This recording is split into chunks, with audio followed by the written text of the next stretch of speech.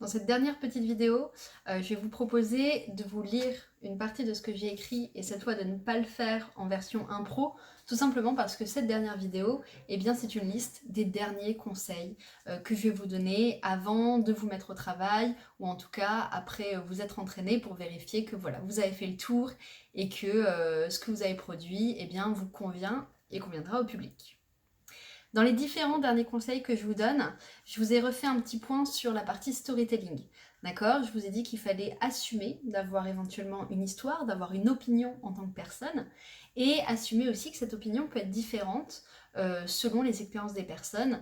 Bref, un même pitch par une personne et par une autre n'inclura pas forcément le même storytelling. Donc vous pouvez personnaliser un petit peu une partie du pitch. Je voulais aussi vous parler du fait d'inclure l'autre. D'accord? Donc on a vu qu'il fallait s'inclure soi, vous vous souvenez du Toblerone, il faut inclure l'autre et l'inclure avec les yeux, avec le corporel, l'inclure avec ses mots et l'inclure aussi dans son niveau de profondeur individuel, hein, de la même façon que le storytelling vous inclut vous en tant qu'individu, vous l'incluez lui en tant que personne. Et vous avez le droit de lui parler, de le toucher en tant que personne. Au niveau de votre positionnement à vous, qu'est-ce que vous pouvez faire? Eh bien, vous avez le droit d'être engagé. Vous avez le droit de nous montrer que ça vous tient à cœur. Vous avez le droit d'être enthousiaste, d'être positif, d'être rêveur, d'être idéaliste. Bref, c'est le moment de prendre des positions justement. Donc je vous invite à surtout pas vous mettre en retrait et à vous contenter de l'exercice alors que si vous y croyez vraiment, et je vous souhaite que vous y croyez vraiment vu le temps que vous allez passer à travailler sur votre projet, vous avez le droit de prendre ce positionnement un petit peu exalté. Pas trop non plus, hein, il faut rester solide sur ses appuis, il faut rester dans une posture professionnelle et entrepreneuriale, mais il y a des moments où on n'est pas contre du positif, et pour ça, n'oubliez pas, votre meilleur allié, ce sera le sourire aussi, d'accord, qu'on essaye d'accompagner avec le tout. Dans la même lignée, un conseil qui est un petit peu dur à donner, mais prendre du plaisir. C'est un peu comme dire à quelqu'un sois spontané. S'il l'est pas, il l'est pas. Prendre du plaisir, si vous aimez pas faire cet exercice, ça va être difficile. Pour autant, je suis sûre qu'il y a plein de choses dans lesquelles vous pouvez prendre du plaisir, même si l'exercice global de la prise de parole, c'est pas votre dada. D'accord? Il y a cette sensation de travail bien accompli, je vous dis au niveau de l'équipe, quand on a fait un ballet, vraiment une jolie chorégraphie, il y a une vraie satisfaction aussi à s'être inclus là-dedans, à faire partie de cette chaîne, à faire partie de ce pitch. Donc essayez de trouver à votre manière du plaisir dans la prise de parole et dites-vous que si le problème qui fait que vous ne ressentez pas de plaisir, c'est qu'à la place vous ressentez du trac et du stress, c'est pareil pour les comédiens. La différence entre un comédien et vous, si vous ne l'êtes pas, c'est que le comédien, il adore ressentir ça, c'est ses montagnes russes à lui, et que vous dites que vous ne l'aimez pas. Mais en vrai, les deux ressentent la même chose, à savoir une boule au ventre, à savoir les mains moites, le cœur qui palpite. Mais ce qui est génial, c'est que vous pouvez vous dire, c'est quand la dernière fois que vous avez eu le cœur qui palpite comme ça? La prise de parole, c'est un des derniers bastions émotionnels de l'émotion pure. Et il faut, plutôt que de le cacher absolument et dire ah, je veux pas ressentir tout ça, le ressentir pleinement. Et c'est vraiment ça qui vous fait ressentir du plaisir. Je pense que c'est un déclic que je ne peux pas donner sur une vidéo, enfin c'est absurde de le donner sur une vidéo, c'est des déclics que vous devez faire personnellement. Mais ce déclic, il ne vient que par la pratique. On pratique, et à un moment, il y a ce déclic qui arrive du c'était vachement bien quand même, je me suis marrée sur scène, j'ai été moi, c'était bien. Et là, on commence à prendre du plaisir. Je fais le lien avec le fait d'être soi. Être authentique, c'est un des conseils que je voulais vous donner aussi. Il ne s'agit pas de mentir à aucun moment ou d'exagérer ou quoi que ce soit. Alors c'est sûr, on vous dit tout le temps, un pitch, ça doit envoyer du rêve, ça doit donner des étoiles dans les yeux. Ouais, on peut faire tout ça et être authentique en fait. Si ça vous passionne ce que vous faites, ou s'il y a des aspects qui vous passionnent et que vous pouvez nous partager, de toute façon, ça va fonctionner. Donc, ne cherchez pas à survaloriser ou à transformer la réalité, essayez plutôt de nous montrer que la réalité est formidable.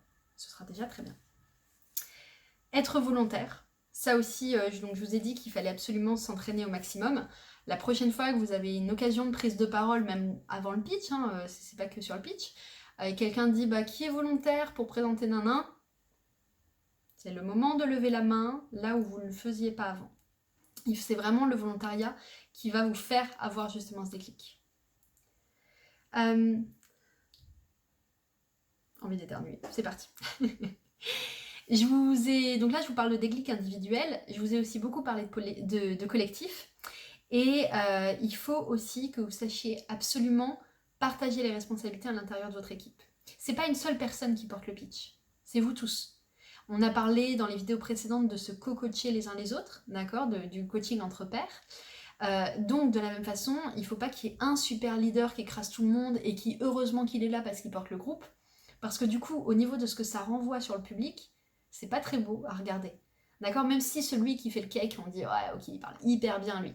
Et ben, à celui qui fait le malin, de prendre la responsabilité de faire grandir les autres autour de lui. Et s'il est hyper à l'aise, mais tant mieux pour lui. Du coup, qui tire les autres vers le haut pour les rendre tout aussi à l'aise. Et ça, c'est vraiment important qu'on ait une espèce d'harmonie entre tous et qu'on voit vraiment qu'il y ait de l'entraide. Comme ça, on se dit, ok, l'équipe, elle est solide, je peux lui confier le projet. Parce qu'elle va s'en sortir dans la difficulté. Tic. Alors, la partie jargon, je vous avais noté être clair, ne pas jargonner inutilement. Essayez de manière générale de vous dire est-ce que ce que je raconte et mon public peut le comprendre ou pas. D'accord. Même si c'est quelqu'un qui est expert sur le sujet. Hein.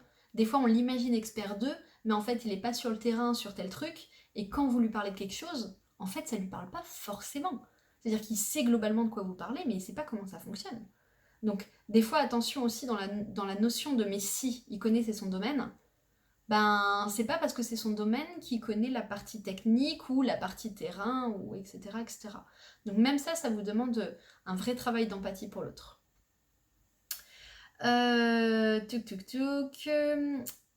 Et enfin, oui, encore 2-3 petits points. Je vous parle de parler de soi dans le storytelling, mais ce dont il faut surtout parler, c'est de vos motivations profondes. En fait, c'est ça dont on veut entendre parler. Hein. C'est pas de votre vie, hein, pour être sûr d'avoir bien été compris. Pas votre vie, vos motivations profondes, qui va peut-être être alimentée par votre vie. Et ça, faudra nous le raconter.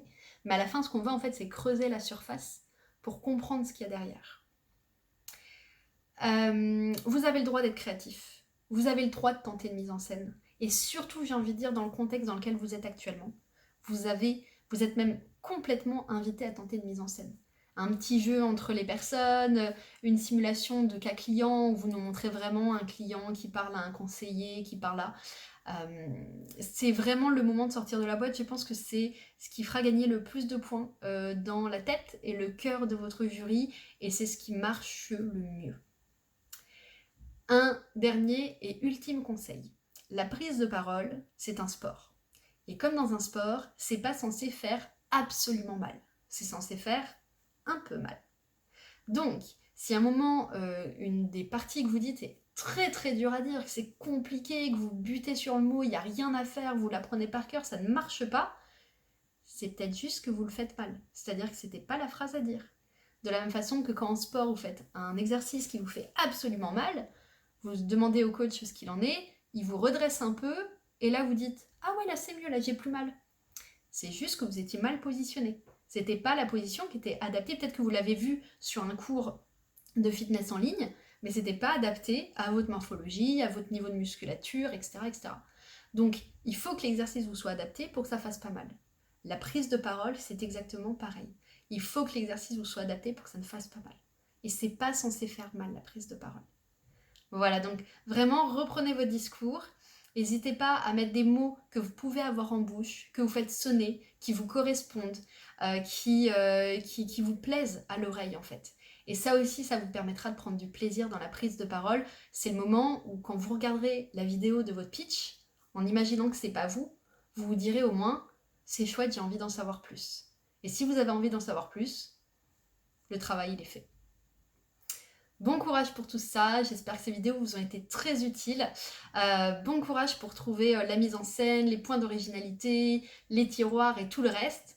Et j'ai hâte de vous retrouver pour la suite de cette aventure et voir vos pitchs en vrai. À bientôt.